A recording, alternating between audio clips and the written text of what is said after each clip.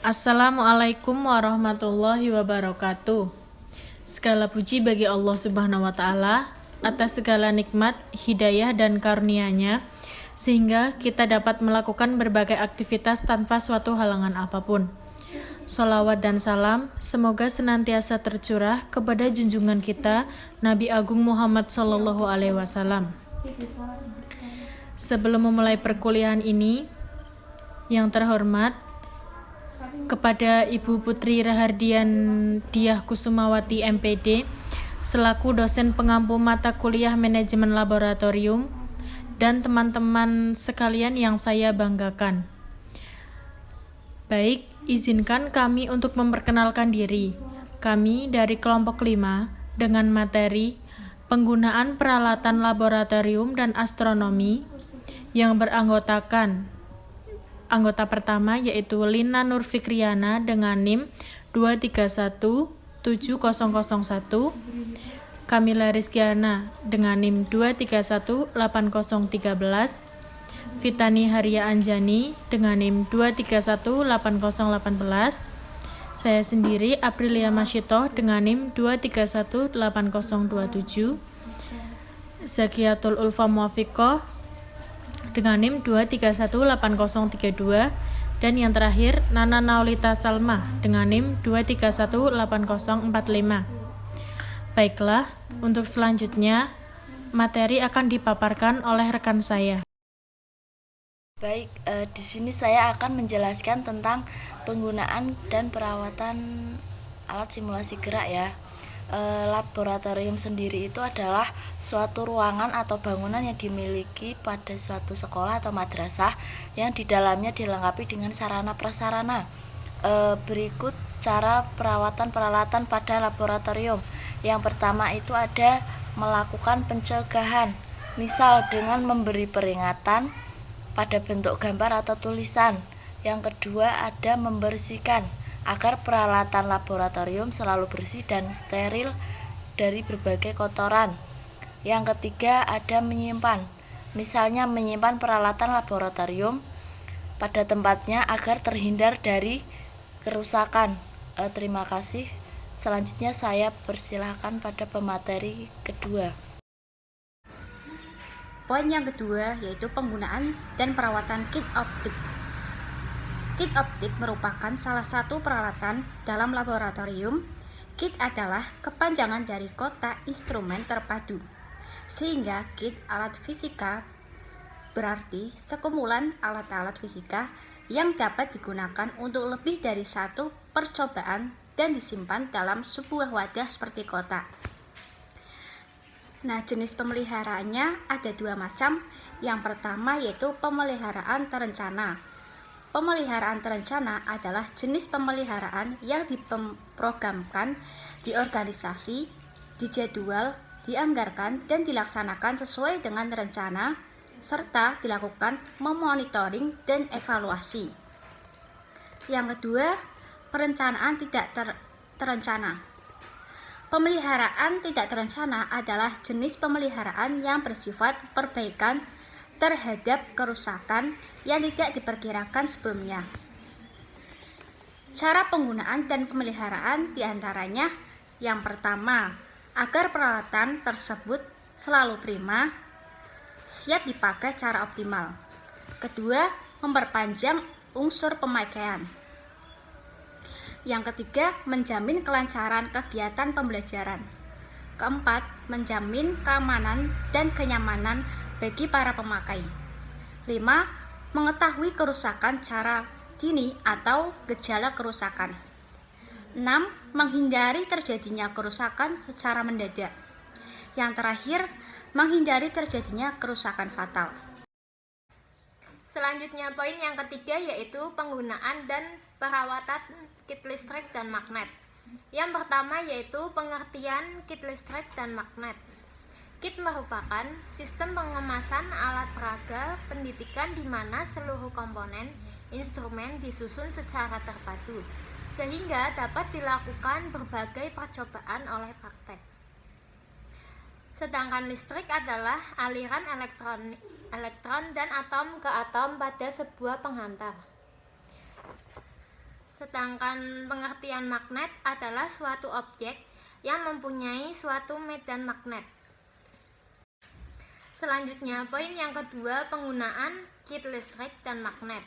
Yang pertama yaitu catu daya atau power supply.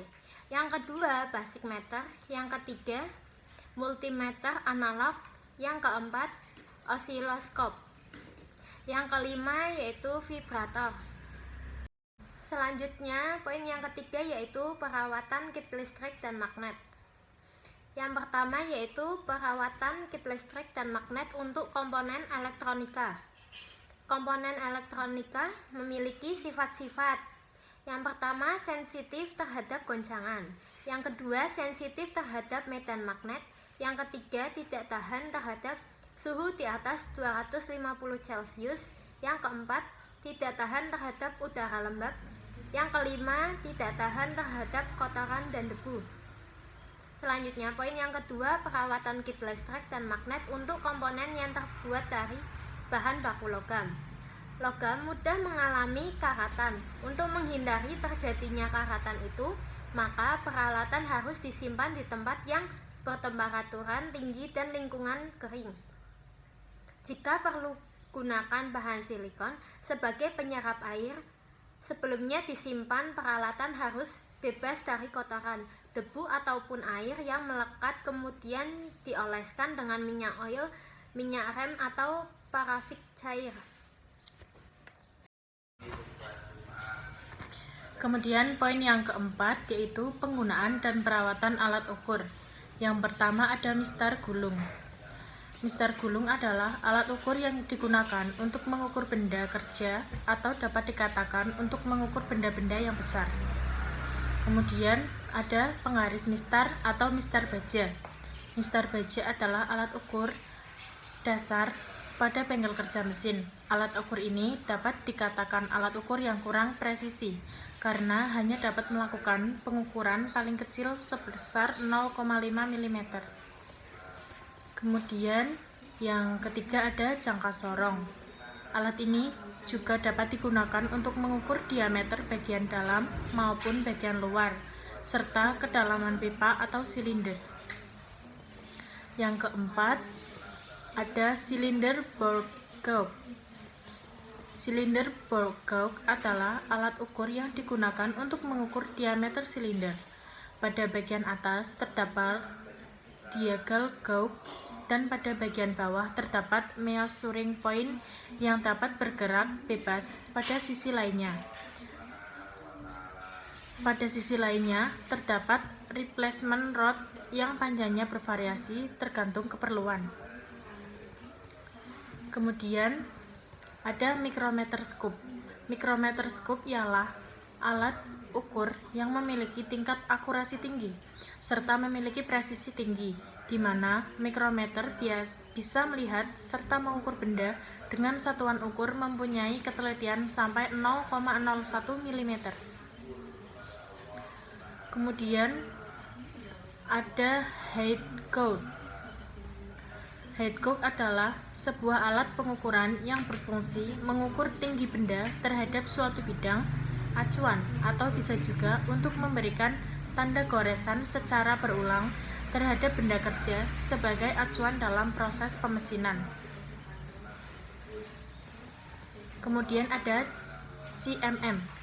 CMM atau Coordinate Measuring Machine merupakan salah satu alat ukur yang memiliki 3 sumbu gerak yang membentuk sumbu koordinat Cartesian X, Y, Z.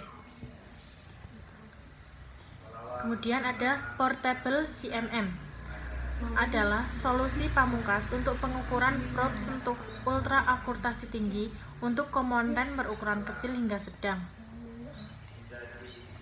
Kemudian ada poin yang kedua, perawatan alat ukur. Cara penyimpanan alat ukur yang pertama, menyimpan berbagai alat ukur di lemari yang tertutup.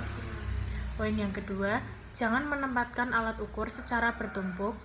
Poin yang ketiga, menggunakan alat sesuai dengan instruksi penggunaan. Yang keempat, jangan terlalu sering menjatuhkan alat ukur. Yang kelima, membersihkan alat ukur setelah pemakaian. Yang keenam, Jika tidak digunakan dalam waktu yang lama, lebih baik dilapisi dengan oli. Yang ketujuh, memelihara alat secara teratur. Yang poin kelima yaitu ada penggunaan dan perawatan model tata surya. Tata surya yaitu merupakan kumpulan benda langit yang terdiri atas matahari dengan benda langit lainnya berupa planet, satelit, asteroid, meteor, komet, serta sebagian benda yang ada di ruang angkasa. Pusat tata surya sendiri ialah matahari. Anggota dari tata surya lain yaitu beredar mengelilingi pusat tata surya. Model sejarah tata surya dimulai selama periode prasejarah dan diperbarui hingga hari ini. Model tata surya sepanjang sejarah pertama kali diwakili dalam bentuk awal dari tanda dan gambar gua. Kemudian yaitu ada penggunaan model tata surya dimulai dari sumber waktu untuk menandai periode-periode tertentu sepanjang tahun dan juga sebagai sumber navigasi yang dimanfaatkan oleh banyak pemimpin dari masa lalu. Ya, objeknya itu ada matahari, Merkurius, Venus, Bumi, Mars, sabuk asteroid, Jupiter, Saturnus, Uranus, Neptunus, dan yang terakhir yaitu Pluto. Selanjutnya yaitu penggunaan dan perawatan teleskop.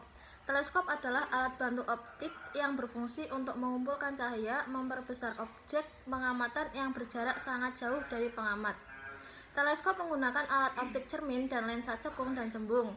Teleskop mulai dipelajari di sekolah menengah pertama pada mata pelajaran IPA Fisika dengan materi alat-alat optik. Teleskop sebagai salah satu alat peraga atau alat pengamat di sekolah-sekolah untuk mendukung tujuan pembelajaran sains. Lalu, fungsi dari teleskop sendiri yaitu untuk melihat benda-benda yang sangat jauh seperti halnya benda-benda langit. Teleskop bekerja dengan cara menangkap gambar melalui bantuan radiasi elektromagnetik panjang gelombang yang bisa menembus lapisan atmosfer. Terima kasih.